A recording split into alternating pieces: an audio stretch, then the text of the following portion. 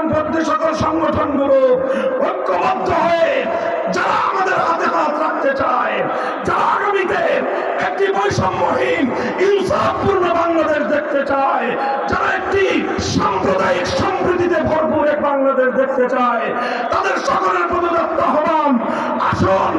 আমরা অনেক বাংলাদেশ দেখেছি, সোনার বাংলাদেশ দেখেছি, নতুন বাংলাদেশ দেখেছি, সবুজ বাংলাদেশ দেখেছি, ডিজিটাল বাংলাদেশ দেখেছি, স্মার্ট বাংলাদেশ দেখেছি। এবার বাংলাদেশ হবে ইসলামের বাংলাদেশ।